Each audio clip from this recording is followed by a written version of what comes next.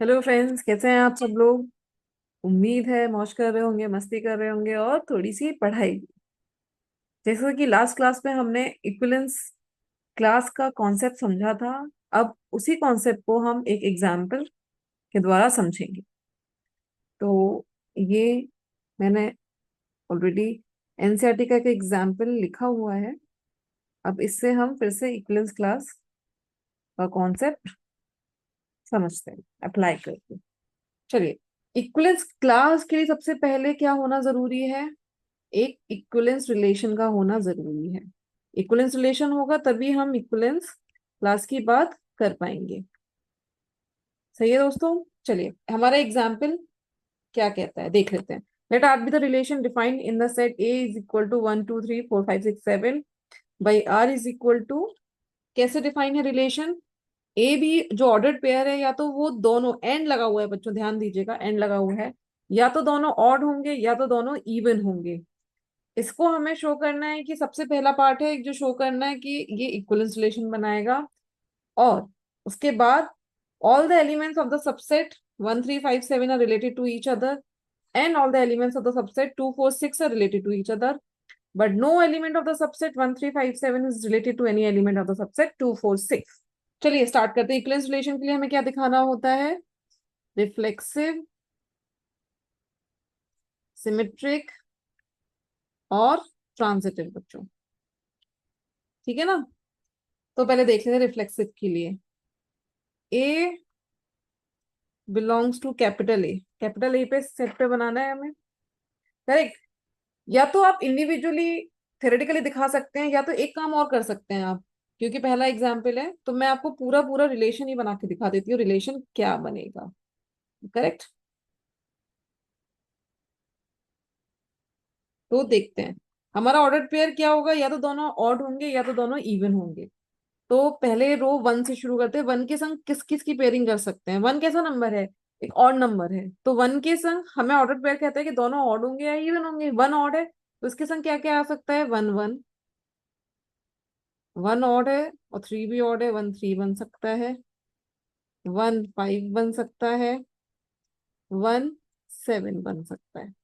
One के संग ये सारे एलिमेंट्स आते हैं। और अब टू, टू के संग क्या क्या आ सकता है? टू इवन नंबर है तो उसके संग इवन ही आएगा।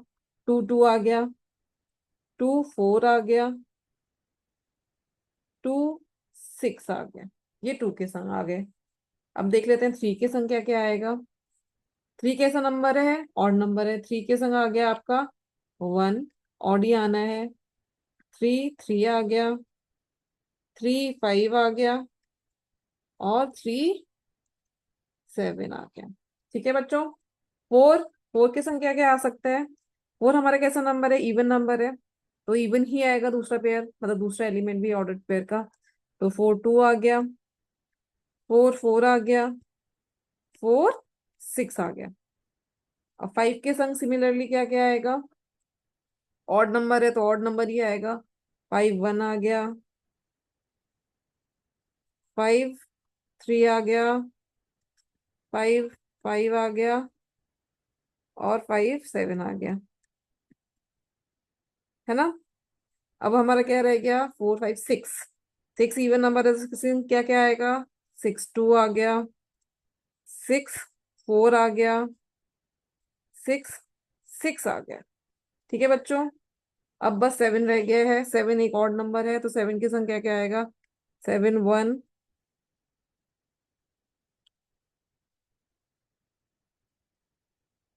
7 3, 7 5, 7 7। तो ये मेरा पूरा के पूरा रिलेशन बन गया। ठीक है ना फ्रेंड्स। अभी देख लेते हैं, अगर ऐसे आप देखना चाहें तो डायरेक्टली देख सकते हैं। रिफ्लेक्सिव के लिए हर एक की पेयरिंग खुद के संग होनी चाहिए, करेक्ट। तो वन की पेयरिंग है, वन के साथ मिल गया मुझे। 2 2 है, 3 3 है, 4 4 है, 5 5 है, 6 6 है, 7 7 है। तो मतलब अगर ये तो मैंने आपको समझाने के लिए पूरा रिलेशन बना दिया, पर थियोरेटिकली क्योंकि अगर सेट बहुत बड़ा हो गया, 10 एलिमेंट्स हो गए, 15 एलिमेंट्स हो गए, तो सबको लिखना पॉसिबल नहीं है बच्चों, है ना।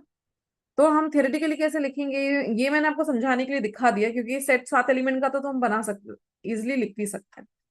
तो अगर मैंने एक कोई एलिमेंट ए उठाया ए से, तो या तो ए ऑड होगा, ए विल बी ऑड, और इवन, दोनों में से एक ही केस हो सकता है। तो A A will belongs to the relation, क्योंकि ऑड होगा तो ऑड ऑड हो जाएंगे, इवन होगा तो इवन हो जाएंगे। For all A belongs to set A, therefore, 3 dot किसके हैं, देयरफॉर के साइन के, आर इज रिफ्लेक्सिव। ठीक है बच्चों, कोई पंगा नहीं है इसमें, रिफ्लेक्सिव समझने में मजे आ रहे हैं। ओके, नेक्स्ट है सिमेट्रिक। सिमेट्रिकली क्या दिखाना होता है, ए बी बिलोंग कर रहा है तो बी ए भी बिलोंग करे, ये दिखाना होता है। ठीक है ना।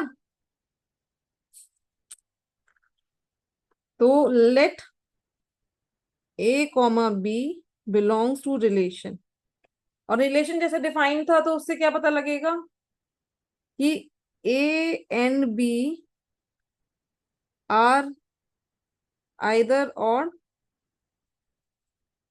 और इवन, मतलब ए और बी या तो दोनों ही ऑड होंगे या दोनों ही इवन होंगे, क्योंकि हमारा रिलेशन ही डिफाइन इस तरीके से है। तो इससे क्या इंप्लाई होता है कि B comma A belongs to R, therefore R is symmetric.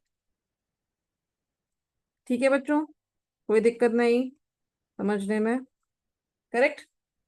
Similarly transitive के लिए क्या दिखाते हैं, पहले लेट कर लेते हैं, let A comma B and, यहां से खत्म हो रहा है बी पे, बी से शुरू होना चाहिए दूसरा वाला, B comma C belongs to R. इसका क्या मतलब है, ए बी बिलोंग कर रहा है तो ए एंड बी आर इधर ऑड और इवन, दोनों या तो ऑड होंगे, दोनों या तो इवन होंगे, करेक्ट। कोई दिक्कत इसमें नहीं। और बी और सी भी बिलोंग कर रहा है, तो बी एंड सी आर इधर ऑड और इवन। इसको नंबर 1 बोल दो, इसको नंबर 2 बोल दो। अब नंबर 1 और 2 में देखिए बी कॉमन है, ठीक है। इससे क्या पता लगता है, A B and C are all three even और ऑड। समझ रहे हैं बच्चों, क्योंकि वही केस बनेगा, बी दोनों में कॉमन है तो ए बी और सी तीनों ही या तो ऑड हो जाएंगे, तीनों ही इवन हो जाएंगे। सपोज अगर तीनों ऑड हो गए तो ए और सी तब भी बिलोंग करेगा, तीनों इवन हो गए ए और सी तब भी बिलोंग करेगा। It implies A comma C belongs to R, therefore R is transitive. ठीक है।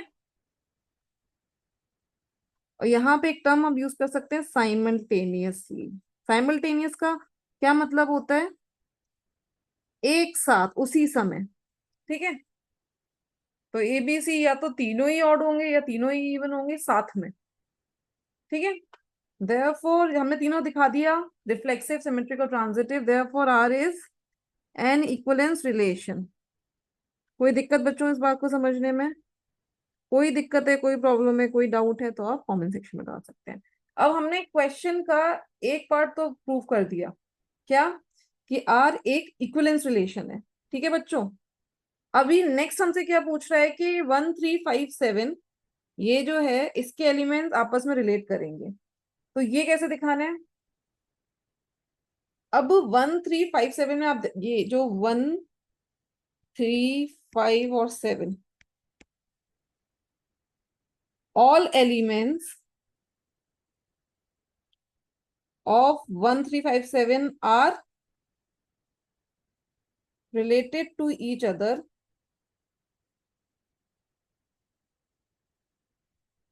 as all the elements are odd. बच्चों ये मैं आपको लिखती भी इसलिए दिखाती हूँ क्योंकि आप बोर्ड्स लिखने वाले हो, तो समझना जितना इंपॉर्टेंट है उससे ज्यादा इंपॉर्टेंट लिखना है, क्योंकि एग्जाम में तो एग्जामिनर आप जो लिख के आओगे उसी पर जज करेगा, उसे नहीं पता कि आपको कितना समझ में आया है। ये बात दिमाग में रखिएगा। Of this subset are odd, क्योंकि जित ऑड की संग ऑर्डर्ड पेयरिंग किसकी हो सकती है? सिर्फ ऑड की ही हो सकती है, क्योंकि हमारा रिलेशन ही इसी तरह डिफाइंड है। ठीक है ना? Similarly all elements of 2 4 6 are related to each other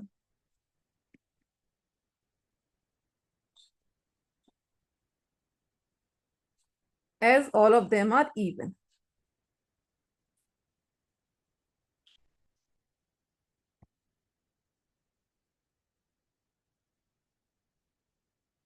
क्योंकि इवन के संग सिर्फ इवन की हो सकती है। ठीक है, अब हमें तीसरा क्या प्रूव करना है कि आपस में उन दोनों सेट के कोई एलिमेंट रिलेटेड नहीं है। तो ये तो हमें दिख रहा है कि ऑर्डर इवन तो कभी रिलेट कर ही नहीं सकते, क्योंकि उनका ऑर्डर पेयर नहीं बन सकता, क्योंकि हमारा रिलेशन ऐसे डिफाइन है कि या तो दोनों ऑड होने चाहिए या तो दोनों इवन होने चाहिए। तो लास्ट कंक्लूड कर देते हैं, also no element of the set और सबसेट, क्योंकि वो ए का सबसेट है, 1 3 5 7 can be related to any element of 2 4 6 as elements of 1 3 5 7 are odd, while elements of 2 4 6 are even। ठीक है ना बच्चों? एक सेट के सारे ऑड हैं, एक सेट के सारे इवन है, तो आपस में वो कभी रिलेट नहीं कर सकते। मुझे उम्मीद है कि आपको इक्विवेलेंस क्लास का कॉन्सेप्ट समझ में आ गया होगा।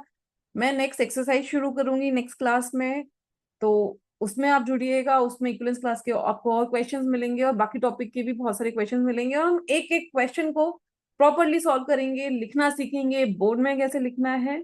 तो साथ में बने रहिए, मौज करिए, मस्ती करिए और थोड़ी सी पढ़ाई भी। Thank you friends, next class में मिलते हैं फिर।